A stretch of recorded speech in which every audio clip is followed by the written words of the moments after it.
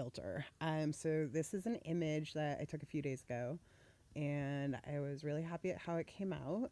Um, it's pretty sharp. I have a pretty, my camera's got like a high megapixel, so usually my images would come out pretty good. But once I started using high pass filter, it was like mind blowing how much it does. So let me show you really quick how to do it. Just a couple of notes. Generally, this is going to be one of the last things that you want to do. So like do it as one of your last steps. If you kind of do it like in the middle of your editing, if you want to make any other corrections, you're going to want to turn it off. So like I just copied this background layer, so pretend that's a high pass filter, and like you just turn it off if you're going to make any other changes, and then once you make those changes you can turn it back on. But generally have it be one of the last things you do, because it gets a little funky if you do it beforehand.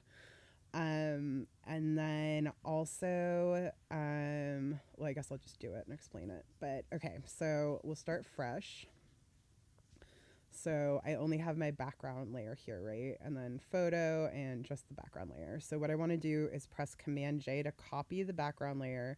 You don't want to do create a new layer. You just want to copy the background layer. So Command J, and now I have a new layer. And then you're going to go up to filter.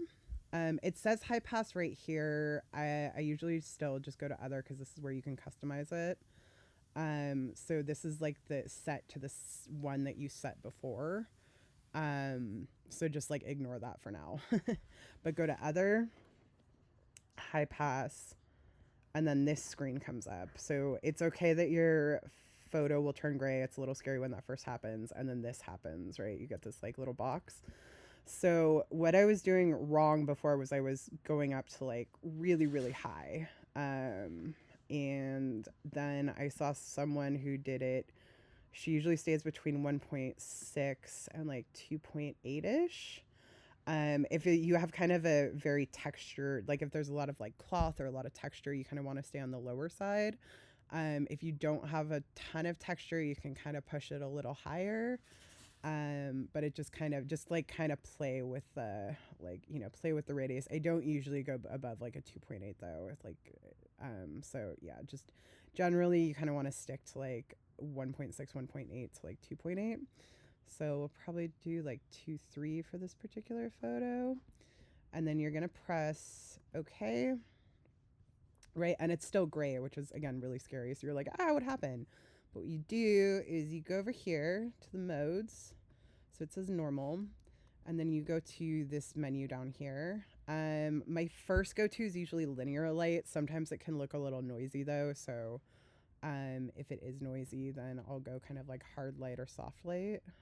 Sometimes vivid light, depending on what you're doing, and pin light. So usually I'm between soft light, hard light, vivid, linear, or pin.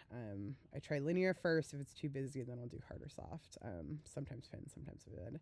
So linear light, and then that's it. So now you have your high pass filter. And then if I zoom in, right, this is it on.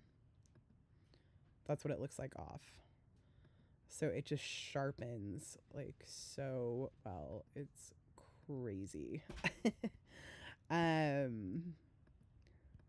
it's the best thing ever. Again, don't push it too high. This is probably a little busy for this photo for me, so I'm probably gonna redo it a little bit lower.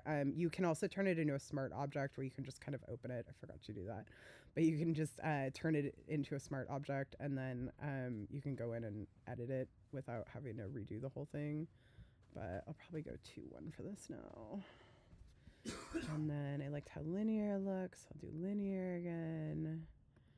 And yeah, look at that difference though. Isn't it crazy?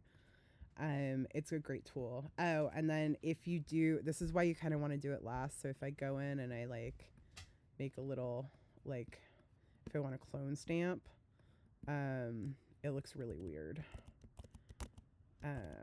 So like even if I want to like remove, this is taking longer than I thought. I should close some things on my computer. Go, go, go. Okay, but see how that looks? So what I would normally do, that's kind of one of the reasons you want to do it last, is because if you kind of do something over the high pass, it'll look really funky. So I will go in and I'll turn it off, and then I can do like make another copy that's not the high pass.